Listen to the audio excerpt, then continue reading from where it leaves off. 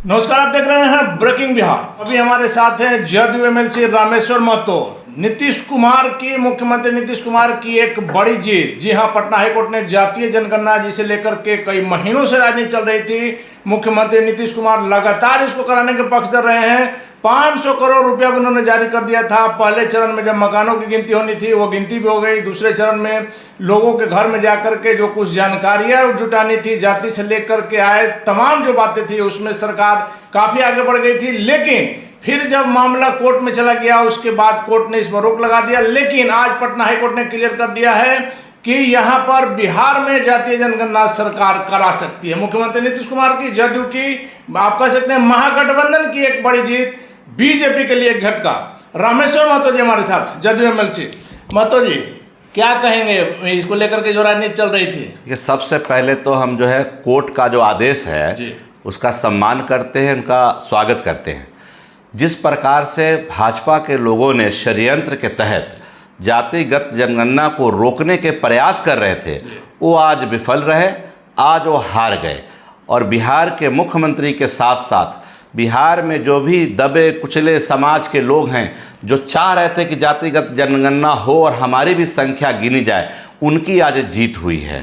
माननीय मुख्यमंत्री जी हमेशा दबे कुचलों के लिए बिहार में राजनीति के तहत, राजनीति के तरीक़ों से उनके उत्थान के लिए काम किए हैं।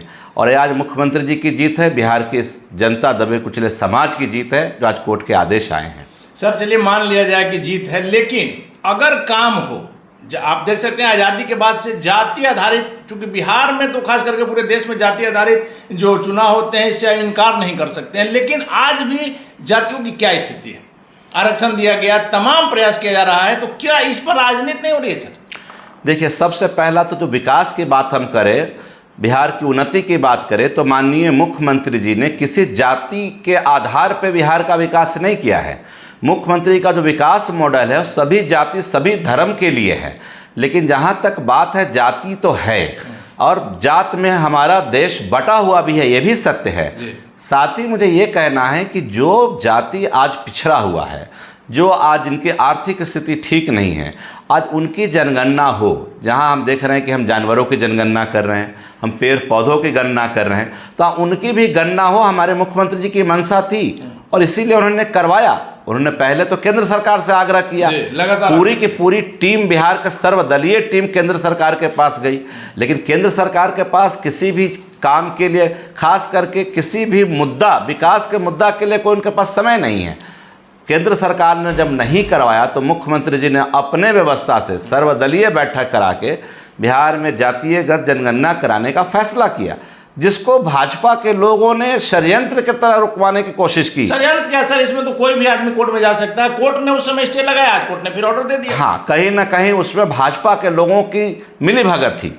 वो नहीं चाह रहे थे कि जातिगत गणना हो, क्योंकि बिहार में जो पिछड़ा समाज, अति पिछड़ा समाज, दलित समाज, दबे कुचले समाज जो आज हैं, जो खास करके मुख्यमंत्री नीतीश कुमार जी के सपोर्टर कहिए या उनके ऊपर उनका भरोसा है कि नीतीश कुमार जी बिहार के लिए उन्नति करेंगे। मुख्यमंत्री नीतीश कुमार पर सवर्णों का भी भरोसा रहा है। बिल्कुल रहा है, सभी जाति का। मैंने सबसे पहले कहा कि मुख्यमंत्री नीतीश कुमार जी का जो विकास मॉडल है वो सभी जाति धर्म के लिए, वो कोई एक के लिए नहीं है। लेकिन विशेष करके उन्होंने दबे कुचले को उठाया है, ये भी साथ में मानना। लेकिन सर अगर यही भी 18 साल के शासनकाल में रोड में जो कुछ काम हुआ है, कुछ इंडस्ट्री लग गया रहता, तो उसमें सर जाति देख के तो काम नहीं होगा, योग्यता के आधार पर सबको काम मिलता। तो इसी से हमने कहा कि कहीं ना कहीं जातीय आधारित जनगणना में भी राजनीति हो रही है।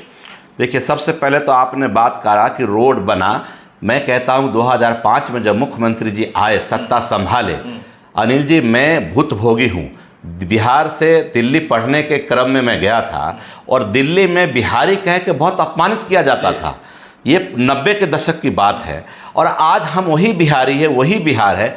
आज बिहारी कहलाना सम्मान हुआ है। वो मुख्यमंत्री जी ने 18 साल में जो परिवर्तन किया है बिहार का, उसी का देन है। जहां उद्योग की बात है, उद्योग भी लग रहे हैं, काफ़ी काम हुआ है। उद्योग नीति नहीं आई है 2016 से और हमने देखा है कि उद्योग में भी आप लोग काफ़ी निवेश बिहार की तरफ कर रहे हैं। बिहार विकसित राज्य के श्रेणी में अग्रसर हो रहा है, ऐसा नहीं कि काम नहीं हुआ। लेकिन राजनीति की बात करें तो राजनीति तो देखिए आज के डेट में जिनको कोई विकास का मुद्दा नहीं है वो अलग अलग मुद्दों को लाकर राजनीति करने की कोशिश करते हैं। सर, मुख्यमंत्री नीतीश कुमार को निश्चित तौर पर विकास पुरुष कहा जाता है, सुशासन बाबू कहा जाता है। आपको याद होगा यहाँ से बक्सर जाने में हमको 6 घंटा लगता था सर, लालू जी के राज में जी। सड़क कहाँ है ये ढूंढना पड़ता था, सिर्फ गड्ढे ही गड्ढे नजर आते थे। बिल्कुल सही है। वैसे में नहीं लग रहा है कि मुख्यमंत्री नीतीश कुमार ने अपनी ही छवि को अपने ही से खराब कर लिया, सुशासन बाबू जाकर के कुशासन से मिल गए। देखिए, ये कहना कि कुशासन से मिल गए ये उचित नहीं होगा। इन्हीं के विरुद्ध जनता ने पूरा नीतीश कुमार जी, मुख्यमंत्री जी हमारे अपने एजेंडा, उनके अपना जो एक विचारधारा जो आइडियोलॉजी है उस पर वो काम करते हैं। उस किसी के साथ समझौता करें या किसी के साथ गठबंधन में जाएं, लेकिन उनका जो विकास मॉडल है उसको नहीं बदलते। जब वो महागठबंधन में थे और 7 निश्चय योजना का उन्होंने अनाउंस किया था, तो जो एनडीए के गठबंधन में भी आए तो 7 निश्चय योजना को उन्होंने धरती पे ज़मीन पे उतारा। और आज गठबंधन चाहे जिनके साथ हो, उनका जो काम करने का एक तरीका है, उनका जो विकास मॉडल है वो प्रभावित नहीं होता। लेकिन सर छवि धूमिल हो रही है, आप नहीं मानिए, आपकी बाध्यता है, आप पार्टी के एमएलसी। मेरी कोई बाध्यता नहीं है, जो सत्य है मैं बता रहा हूं। लेकिन सर पटना में, पूरे बिहार की बात मैं नहीं कर रहा हूं, पटना में जिस प्रकार से क्राइम बढ़ गया है, यही मुख्यमंत्री नीतीश कुमार जब इंडिया के साथ रहते हैं अपराधी बिल में घुसे रहते हैं। आप कल की सिर्फ घटना ले लीजिए, जिस प्रकार से कुर्जी मोड़ का जो व्यस्ततम इलाका है, 10:30 बजे के आसपास में सरेआम पूर्व मुखिया नीलेश कुमार को गोली मारी जाती है। ये अपराधियों के दुस्साहस को नहीं दर्शाता है तो क्या? देखिए, जो घटना घटी है हम लोगों के संज्ञान में है और सरकार उस पर काम भी कर रही है। देखिए, जहाँ तक सुशासन की बात है, सुशासन और न्याय के साथ विकास मॉडल जो मुख्यमंत्री जी का रहा है, उसमें देखिए अपराधी को तो हम पहले से चिन्हित नहीं कर सकते। हमें तो नहीं पता कि किसकी क्या मानसिकता है। आप हमसे मिलने आए, आपके मन में क्या है ये तो हमें नहीं पता। लेकिन क्या घटना के बाद सरकार उचित कार्रवाई करती है? Answer is yes. ये महत्वपूर्ण है। आप देखिए कि बिहार में कहीं भी कोई घटना घटती है, फौरन उसके ऊपर एक्शन होता है, गिरफ्तारी होती है, सजा मिलता है, न्याय मिलता है।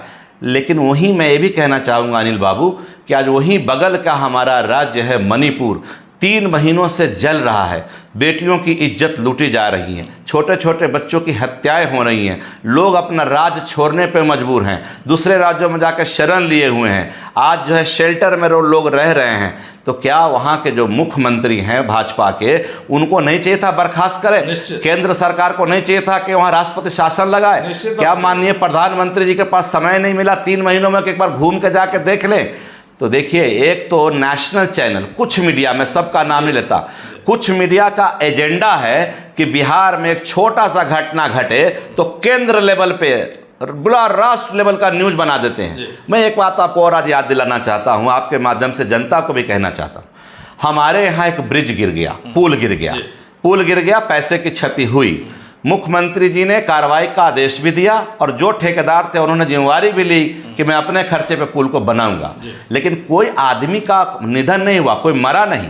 सेम समय पे सिग्नेचर ब्रिज इनका मोरबी में था, गुजरात के मोरबी में एक ब्रिज गिरा, उसमें 150 से 200 लोगों की निधन हो गई। निधन क्या हो गई, मैं कहूँगा हत्या करवा दी गई। तो उसका क्या हुआ? वो क्यों नहीं नेशनल चैनल ने चलाया? तो बिहार में एक पुल गिरता है जहाँ एक भी आदमी नहीं मरते, तो उस पुल पे दिखाया जाता है कि 1700 करोड़ रुपया मुख्यमंत्री जी ने गंगा में डुबो दिया। बड़ा हेडलाइन चलाते हैं। जहाँ 150-200 लोगों की जानें चली जाती है, परिवार का परिवार मर गया मोरबी में, क्यों नहीं भाजपा के लोग बोलते, क्यों नहीं केंद्र की मीडिया दिखाती? मणिपुर की घटना निश्चित तौर पर जितनी भी इसकी निंदा की जाए कम है। वहां के मुख्यमंत्री को निश्चित तौर पर बर्खास्त करना चाहिए था, इसमें कहीं कोई शक नहीं है। लेकिन बिहार में सर, बेगूसराय में, अररिया में जो घटना हुई, ये भी नहीं होना चाहिए। हाँ, बिल्कुल नहीं होना चाहिए। हम आपके इससे समर्थन में है कि लोगों को अपनी मानसिकता बदलनी चाहिए। किसी को कोई रंजिश है तो कानून का शरण लेना चाहिए। आज के डेट में तो मुख्यमंत्री जी हर हफ्ते मुख्यमंत्री जी बैठते हैं, जनता दरबार लगाते हैं। किसी को कोई समस्या है आके रखना चाहिए। इसमें भी हम आपको कहेंगे कि जब जनता राजा के दरबार में फरियादों की संख्या बढ़ने लगे तो समझिए कि निचले स्तर पर न्याय नहीं मिल रहा। मैं इसको ऐसे कहूंगा कि नीचे के साथ साथ राजा स्वयं भी लोगों को सुने, तो इससे बढ़िया कोई राज नहीं हो सकता। आपकी बात अपनी जगह है सर। आखिरी सवाल है सर, ईडी के जिस प्रकार से कार्रवाई हुई है, मार्केट वैल्यू करीब 100 करोड़ रुपए की संपत्ति जब्त किया गया है, वैसे में नीतीश कुमार जी की छवि खराब नहीं हो रही है? जो एक पिछले हल्के से बात पर उन्होंने ये सरकार से समर्थन वापस ले लिया था, गठबंधन तोड़ दिया था, वैसे में लगातार बने। देखिए, ईडी और सीबीआई केंद्र सरकार ने उनका दुरुपयोग करना शुरू कर दिया है और केंद्र के सरकार को चाहिए कि ईडी, सीबीआई, बाकी सब चीज़ों को स्वतंत्र छोड़े, जो कि आज के डेट में केंद्र सरकार उनका दुरुपयोग करके जो नहीं होना चाहिए वो हो रहा है। भाजपा में जो लोग जाए, बहुत अभी माननीय प्रधानमंत्री जी ने अपने भाषण में कहा था एनसीपी के नेताओं के खिलाफ महाराष्ट्र का कि इतने करोड़ का भ्रष्टाचार है, इतने करोड़ का भ्रष्टाचार है, और उसके बाद वो लोग भाजपा में आ गए तो भाजपा तो वॉशिंग मशीन है, भ्रष्टाचार में धुल गया सब लोग। आज के दिन, आज 1 अगस्त है, आज माननीय प्रधानमंत्री जी महाराष्ट्र पहुंचे हैं, वहीं अजित पवार जी उनका स्वागत कर रहे हैं और उसी अजित पवार के खिलाफ भाषण में प्रधानमंत्री जी ने कहा था कि भ्रष्टाचार में लिप्त है। तो भाजपा की दोहरी नीति है, उनके यहाँ आ जाए वो दूध का धुला हुआ है और नीतीश जी के गठबंधन में कोई चला जाए वो भ्रष्टाचारी है। धन्यवाद सर। तो ये थे हमारे साथ जेडीयू रामेश्वर महतो। सीधे तौर पर कहना है कि भ्रष्टाचार जो है वहां पर भी बचाया जा रहा है, जिस प्रकार से महाराष्ट्र में हुआ, निश्चित तौर पर यह भी निंदनीय। मणिपुर की घटना के साथ साथ यहाँ पर जो जातीय जनगणना के लिए पटना हाईकोर्ट ने जो आदेश दिया है उसका इन्होंने स्वागत किया है। इस जातीय जनगणना पर आगे क्या होगा देखना काफी महत्वपूर्ण होगा। फिलहाल आप बने रहे ब्रेकिंग बिहार के साथ।